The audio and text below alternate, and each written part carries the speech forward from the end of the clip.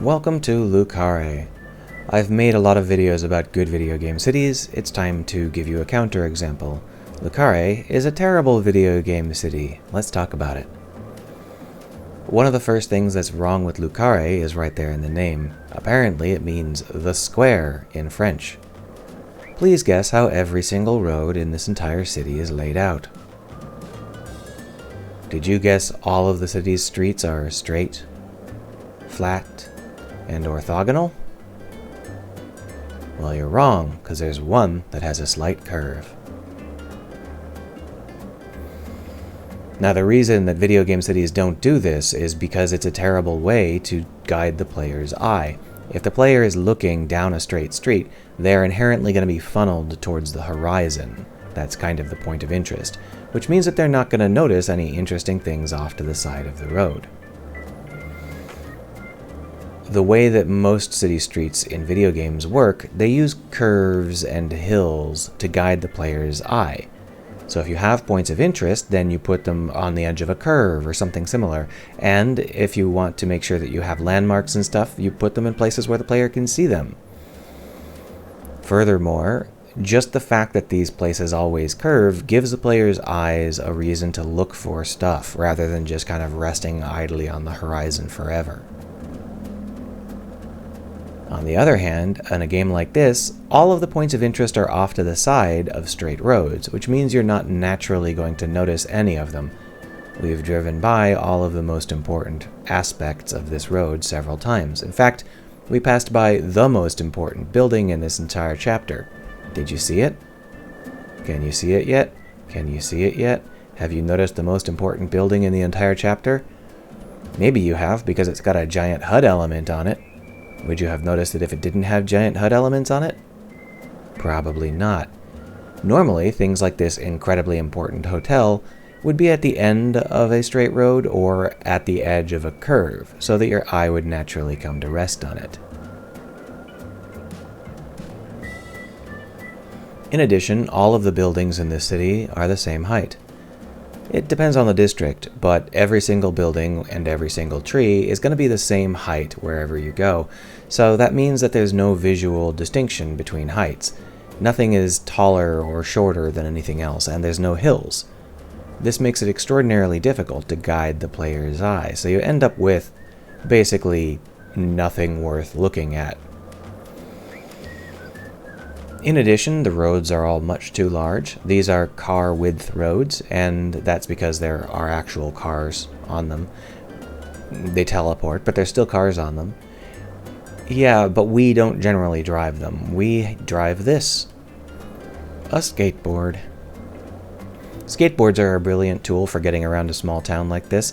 I think they should be more common in video games. But normally you build the town around the player's main mode of transport. If you have a walking town, then that means you've got places for stairs and overhangs and stuff like that. If you've got a driving town, then you want to have back streets and highways. And if you've got a skateboarding town, you want hills and curves. You need your city to work for whatever the player is doing. Now, admittedly, there is something very relaxing about just coasting forward on a skateboard for as long as it takes to get someplace. But I don't think that makes up for the fact that this town is one of the least interesting towns that you could possibly make when it comes to exploring. Now keep in mind, all of this is intentional. The town was made by very boring rich people, and it's still owned by very boring rich people, so they made the most boring town possible on purpose. But having an in-world reason why your content sucks doesn't make your content not suck. Your content still sucks. Now it just sucks in two places, diegetically and non-diegetically.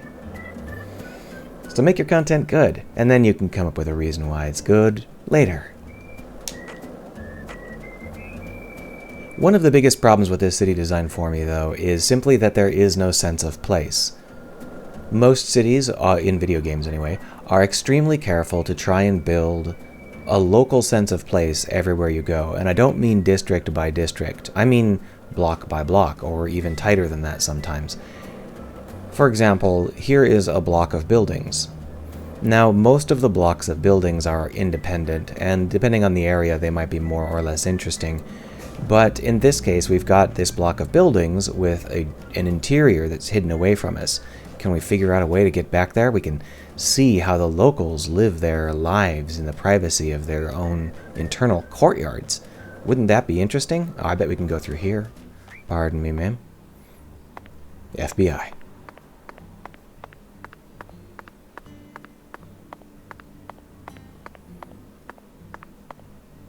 They don't have any private lives. They don't have anything happening in their interior courtyards. So what this is this is what you get with zero budget. Basically, they had a bunch of big square buildings, and they thought, okay, well, we'll put them in big square clusters, and we'll call it a day. They didn't really have the budget to spend on trying to arrange their city meaningfully, so we have all of these super flat buildings just kind of randomly plonked around. You can already see that there is no ground clutter. This is one of those things where if you're not really paying attention to a city design, you can feel like, what's wrong with this city? Why does it feel fake? And then you'll realize there's no ground clutter. Now, in this game, there's a reason for that. It's because the rich folks don't like ground clutter. But, again, an in-universe reason why your content sucks just makes it suck in two places. Ground clutter is absolutely critical to make your city feel realistic, especially when it comes to dividing areas up, like this interior courtyard versus the exterior street. There should really be a lot of different content in these places to let us know that we're someplace new. Also, the membrane between the exterior and interior locations, this entrance, for example, needs to play it up. This is a huge opportunity. We have an interior space and an exterior space, and they're mostly divided by an impermeable membrane of building. We can't just walk through a building. The buildings are essentially walls, and this is a room, right? Well, the entrance to the room is someplace that you know the player will go. You know the player will have to move through here, you know the player will be moving in a specific direction, and that their camera will be looking in a specific direction. You also know that they're likely to be in a specific exploratory mood. That makes these entrance points an absolute goldmine. You can leverage them to make your statement, and this is where the majority of your focus might normally be. Like, you have an interior courtyard and you decorate it with stuff that's, interior courtyard-esque. This is where people park their cars and have their backyard barbecues and that sort of stuff. But you can play it pretty fast and loose with how that stuff is actually laid out and pretty much just slap it down, because you just need the mood to be right to let the player know that they've gone someplace private. This is where you put your effort, the entrance. So the entrance is usually someplace that has something fun, like maybe some vertical offset, a staircase, or maybe it's broken up into several different chutes. So you've got like a cafe, dining area right here, or maybe there's an abandoned car, or children playing with sidewalk chalk, or maybe there's just garbage bins. There are no garbage bins in this entire city. By allowing the player to move through this particular space, going this particular direction with their camera pointed in this particular way, you already know exactly what the player is going to see, and that's not something you can say for the rest of the city. This is where you put your effort. This is an important part of the city.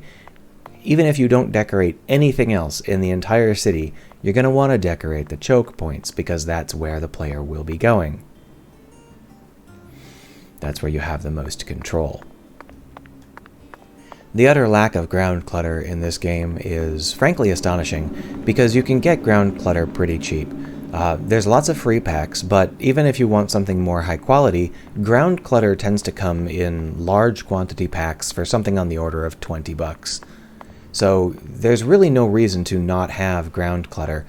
I suppose you can pretend that the engine couldn't handle it, but that's really pretty pathetic because we've been doing it since 1998.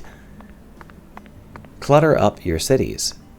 The most important part of your city is not the buildings, it's what the first floor experience is in the walkable areas. The buildings are essentially walls.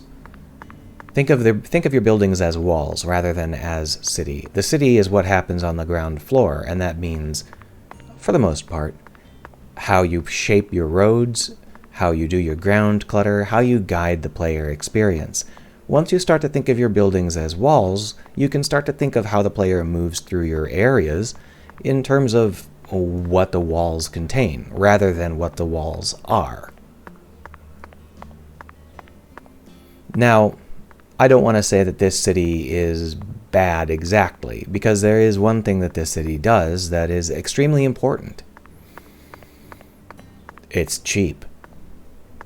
And I know that sounds dismissive, but you have to understand that budget is always going to be a concern. You can't just infinitely spend money. So, I mean, keeping the cost down for a city like this is not a bad idea. I think they went way too far. If you have to put a HUD marker up for every single point of interest so the player doesn't accidentally miss them, then your design isn't doing its job. But I do understand the need to keep costs down, and I'm pretty sure that this city was put together on a shoestring, because it's not really central to the theme of the game or anything. So yeah, I can tell why they did it like this, and maybe they made the right call, but the right call or the wrong call, it resulted in an almost unplayable, useless city. So if your focus is on making a decent city, don't make it like Carré. That's all.